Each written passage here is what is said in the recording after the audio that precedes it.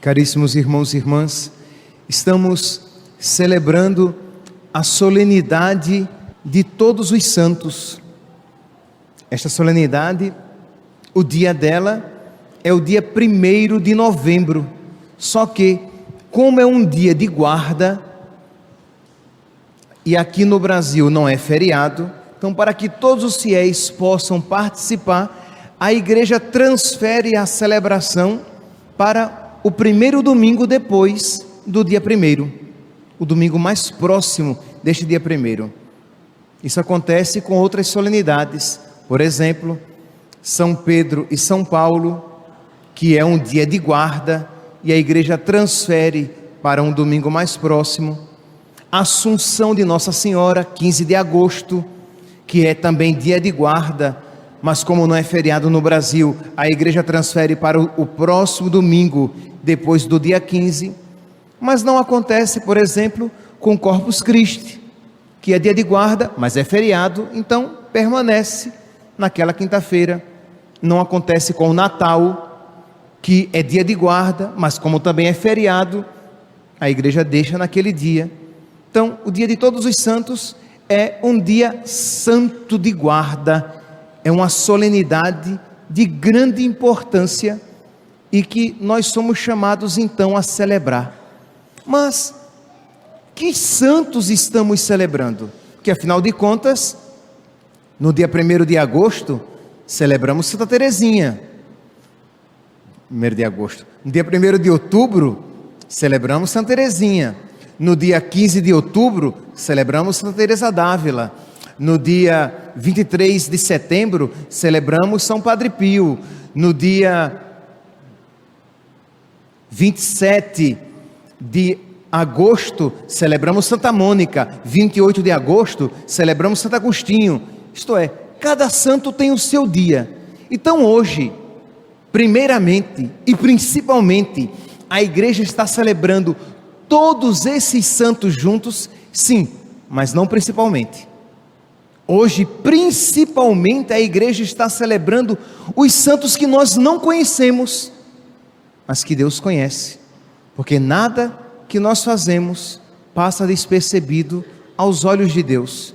Então, todos aqueles que a igreja nunca conheceu, que a igreja nunca elevou aos altares para a nossa veneração, para a nossa devoção, mas que viveram heroicamente a sua fé, viveram heroicamente as virtudes, levaram a sério o Evangelho.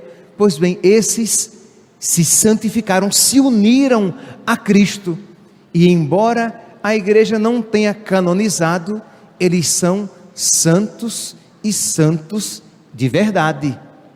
Porque, meus santos, a canonização, quando a igreja realiza esse rito, quando a igreja canoniza um santo, ela não o santifica, ela apenas o coloca para a veneração pública, para a imitação de todos, mas não foi aquele rito de canonização que santificou. Aquele homem, aquela mulher, aquela criança se tornou santo, porque se tornou dócil à graça de Deus, que o configurou a Cristo, o tornou tão semelhante a Cristo, ao ponto de se tornar modelo de imitação para nós. Então a igreja, num dado momento da história, ela reconhece publicamente a santidade, mas não que o rito santificou. Pois bem, então estes santos que não foram canonizados, hoje nós os estamos celebrando, e nós estamos pedindo a intercessão de todos eles, para que eles nos ajudem também a viver a santidade, para que assim como eles se tornaram amigos de Deus, dóceis ao Espírito Santo, que nós nos tornemos também amigos de Deus, dóceis nós também ao Espírito Santo. E se nós quiséssemos, meus irmãos, hoje uma palavra que nos ajudasse na reflexão desta homilia de hoje, nós poderíamos pegar o versículo 14 do capítulo 7 do livro do Apocalipse. A primeira leitura de hoje diz aqui: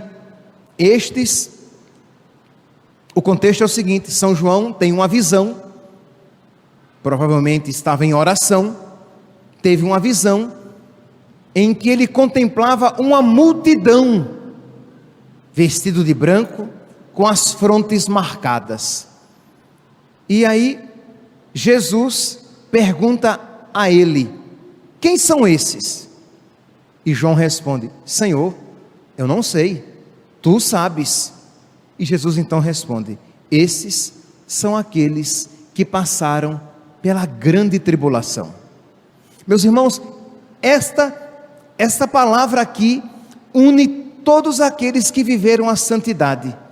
Todo santo, toda santa, todo amigo de Deus, de alguma maneira teve que passar por essa tribulação, por essa grande tribulação, que naquele contexto dos primeiros cristãos era a defesa da fé, o martírio, a perseguição, mas que é também todas as cruzes cotidianas que nós suportamos no nosso dia a dia, todas as dificuldades que nós temos em nos vencer a nós mesmos, para que a vontade de Cristo impere nas nossas vidas. Em tudo isso, essa grande tribulação se manifesta. Esses são aqueles que passaram pela grande tribulação. Se nós, meus santos, queremos ser santos e devemos querer, nós também precisaremos passar por esta grande tribulação. E, meus santos, quando eu falei aqui que devemos querer, é uma realidade. Todos nós aqui precisamos querer. E se não queremos, precisamos pedir a Deus a graça de querer ser santo. Porque não digamos como uma vez não, me vem aqui à memória uma pessoa, mas eu já ouvi isso de várias pessoas: eu não quero ser santo não, eu quero só me salvar. Meus irmãos, quem diz eu quero só me salvar, eu não quero ser santo, talvez, com muita probabilidade, nem isto alcance. Mas aqueles que querem ser santos, talvez se salvem. É como um aluno que diz assim: eu quero só tirar 6 para passar. Esse aluno é um aluno medíocre, e ele provavelmente aprenderá muito pouco, e muito provavelmente será reprovado.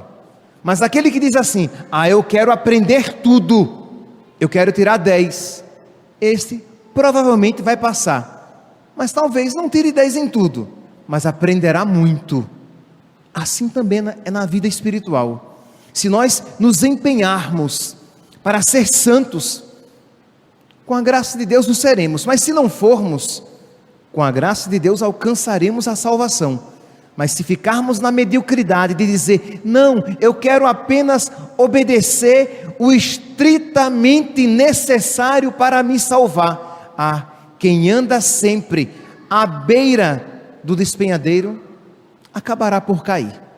Quem está ali na risca, na linha entre o certo e o errado, isto é, naquela linha finíssima, que se eu der mais um passo para o lado, eu já saio da lei de Deus, com muita probabilidade de nosso Senhor se afastará. Então, meus santos, hoje é o dia, com todos esses intercessores, com todos os intercessores do céu, e nós pedirmos: meu Deus, por intercessão de todos os santos, concedei-me a graça de querer ser santo, mais do que eu quero qualquer coisa na vida. O salmista diz assim: a minha carne também vos deseja, como terra sedenta e sem água.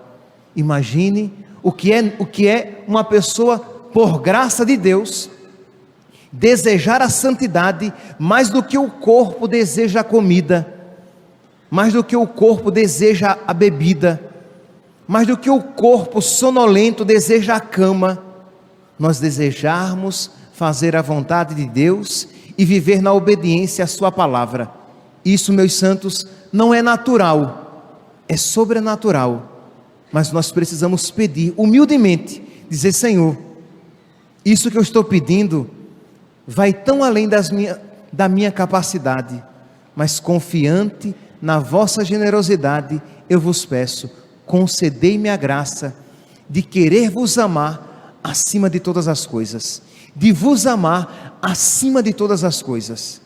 É uma graça que nós precisamos suplicar, e hoje, mais do que nunca, é um dia propício, porque hoje estamos celebrando aqueles que aprenderam na sua vida a amar a Deus acima de todas as coisas, que viveram o primeiro mandamento: amar a Deus com todo o coração, com toda a alma e com todo o entendimento. Pois bem, estes são aqueles que passaram pela grande tribulação. Qual é o nosso problema então? Por que é que nós aqui não somos santos? Provavelmente não é porque não queiramos de fato, porque eu acredito que se eu perguntar aqui, quem quer ser santo? Eu acredito que todos nós levantaremos a mão. Vai ser um eu que vai ecoar na igreja. Eu. Mas sabe qual é o problema? Nós queremos pouco. Nós queremos com pouca intensidade. Nós queremos fracamente. Nós queremos desde que não nos custe muito. Se fácil for ser santo, eu quero. Se exigente for, aí eu já penso duas vezes. Quando você ouve então que para ser santo, de alguma maneira, você precisará passar pela grande tribulação, o seu coração então já treme e você já começa a vacilar na sua vontade. Mas por que é que isso acontece? Isso acontece, meus irmãos, é porque nós ainda não acreditamos de que vale a pena sofrer pelas leis de Deus, de que vale a pena se sacrificar para viver na própria vida os mandamentos de nosso Senhor. É porque, não obstante tenhamos ouvido isso, ainda não cremos na palavra de nosso Senhor, que diz a respeito de todos aqueles que passarem por pobreza, aflição, injustiça e perseguição. Nosso Senhor diz: alegrai-vos e exultai, porque grande será a vossa recompensa. Entende, meus santos? O nosso coração ainda é incrédulo, nós ainda resistimos em acreditar que grande será a recompensa daqueles que apostarem todas as fichas em nosso Senhor. Aqueles que apostarem toda a sua vida em nosso Senhor. Aqueles que disserem: Senhor, eu creio que perder a minha vida neste mundo por causa de Ti me renderá uma felicidade infinita, e que felizes são aqueles que perdem tudo por causa de Ti. Infelizes são aqueles que por causa de Ti não querem perder nada. Essa é a sabedoria dos santos, e é esta graça que a igreja hoje pede para todos nós, para aqueles que rezaram a Liturgia das Horas. Liturgia das Horas é um livro que normalmente os padres e os religiosos rezam, mas que também os leigos podem rezar. Em uma das leituras deste dia de Todos os Santos, a igreja selecionou um texto de São Paulo, a carta aos Efésios, em que São Paulo pede para os cristãos de Éfeso, esta graça a respeito da qual estou falando, de ter uma visão espiritual, de nós vermos com os olhos da fé e desejarmos a partir da fé, porque nós muitas vezes desejamos apenas a partir da experiência humana.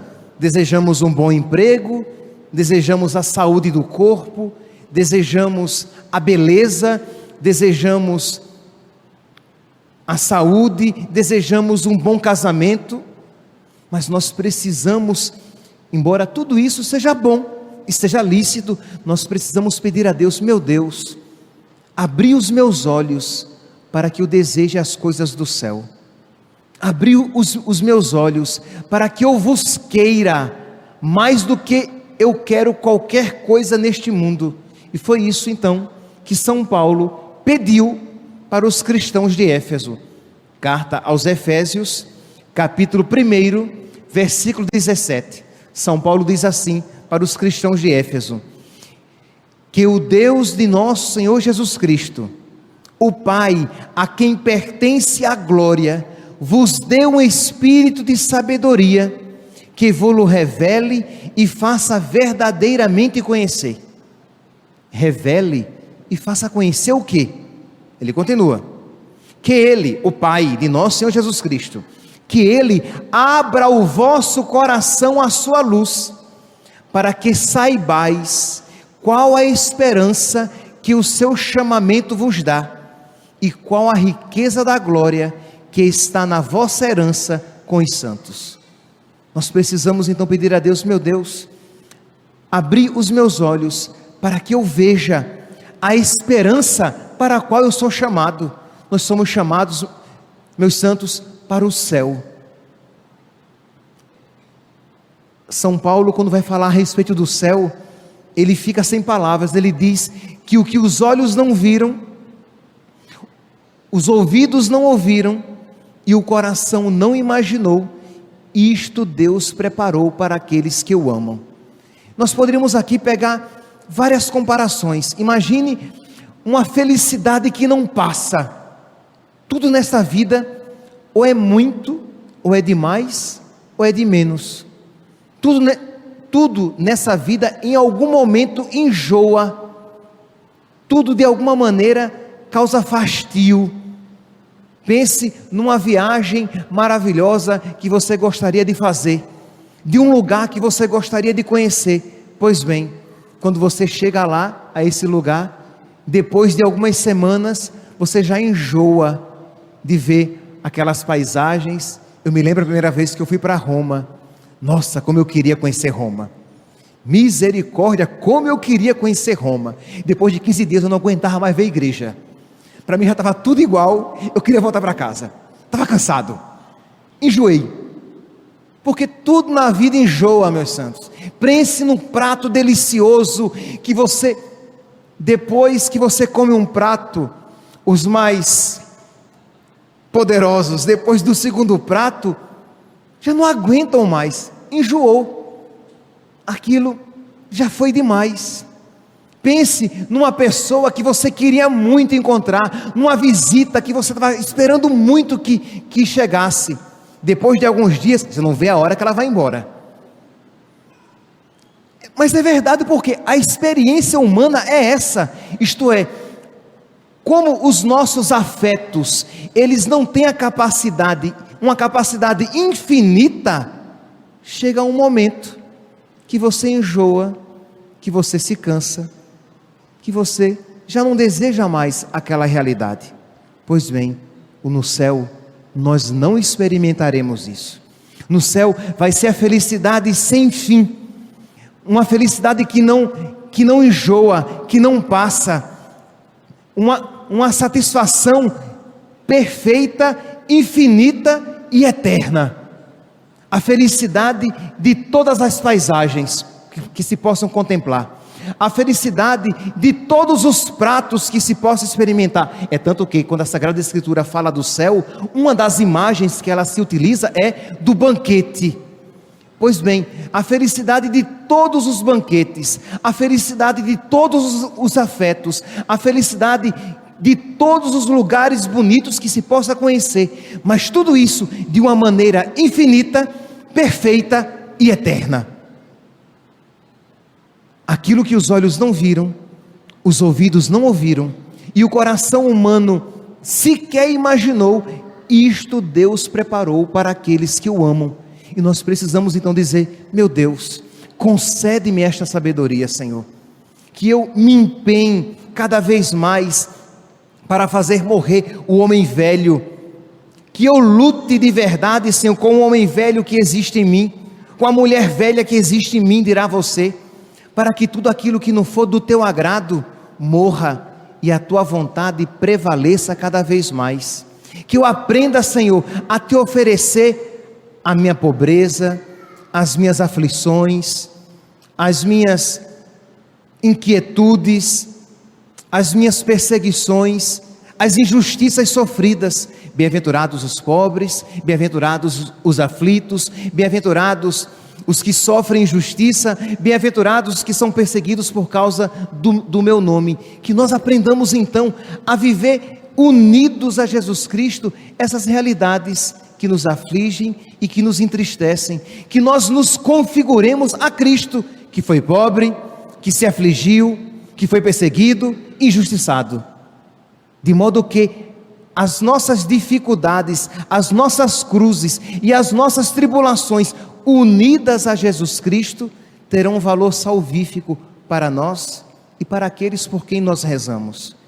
É por isso que este Evangelho, a igreja o escolheu especificamente para hoje, no dia de Todos os Santos, porque ele é caminho de santidade. Por uma parte, então, somos chamados a unir a Jesus as nossas dores, as nossas cruzes, as nossas tribulações. Esses são aqueles que vieram da grande tribulação. Não existe, meus santos, e não pode existir santidade sem combate, sem sacrifício, sem passar pela grande tribulação, porque toda santidade consiste em última instância em configuração a Cristo, padecente e sofredor. Mas também, se nós nos detivermos sobre as bem-aventuranças, nós veremos que bem-aventurados também são os mansos, são os promotores da paz, são os misericordiosos e os de coração puro. E nós poderíamos nos perguntar, e onde é que está o aspecto de sacrifício nessas outras bem-aventuranças, nessas 4 bem-aventuranças?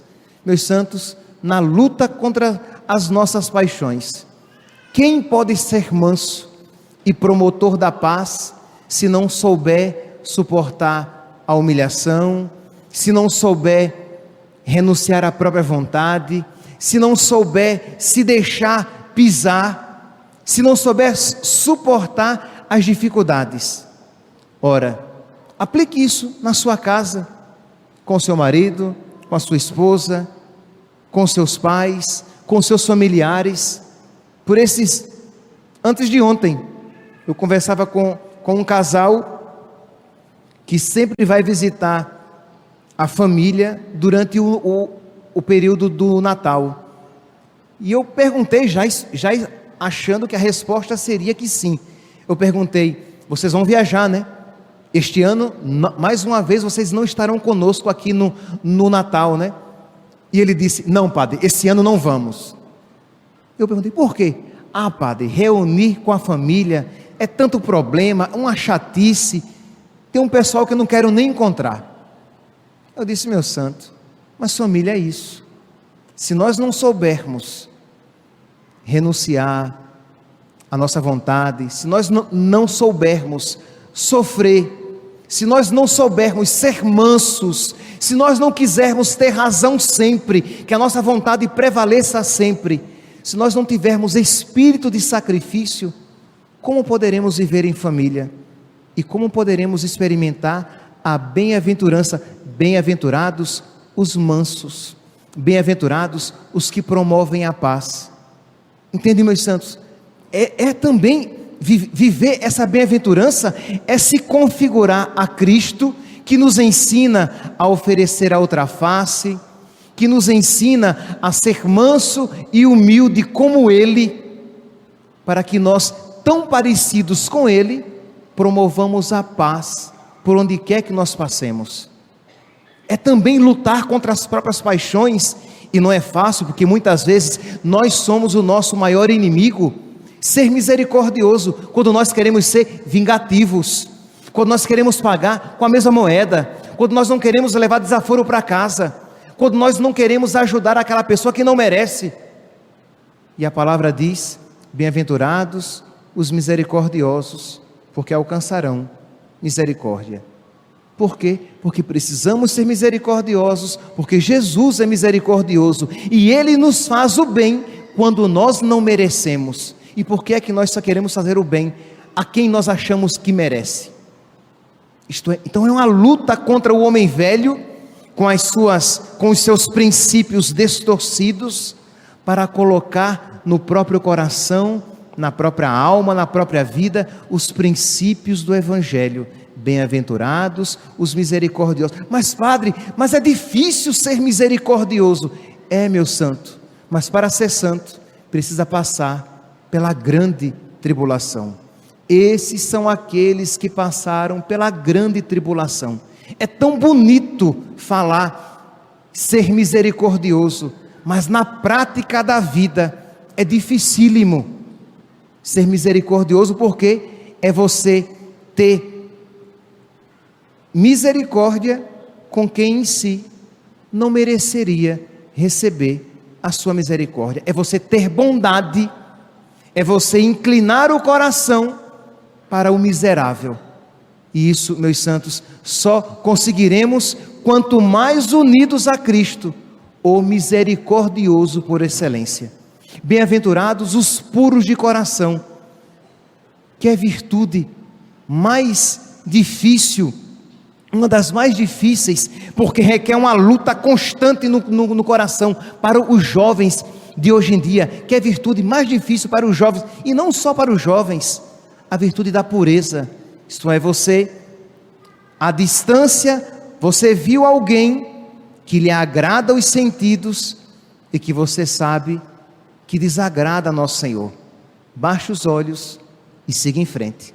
Ah, padre, mas eu quero olhar, mas a minha natureza quer olhar, mas você precisa aprender a crucificar os seus desejos e a sua vontade para alegrar nosso Senhor. E se isso você fizer, bem-aventurados sereis, porque grande será a vossa recompensa. Ah, padre, mas eu gosto de assistir aquela série. Mas meu santo, minha santa, você não está vendo que aquele programa, que aquela série, que aquele filme, ele tem imagens, cenas, danças, pessoas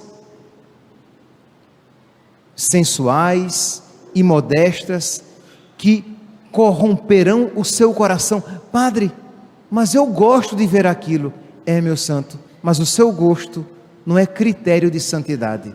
Eu conversava por esses dias com uma pessoa que dizia: padre, mas eu vou ficar sem assistir nada. E eu disse a essa pessoa: e se necessário fosse para entrar no céu, será que isso seria um preço muito alto? Será que é um preço muito alto renunciar aos programas de televisão, às séries da internet? Meu santo, se isso é um preço muito alto, é porque o seu céu é muito barato.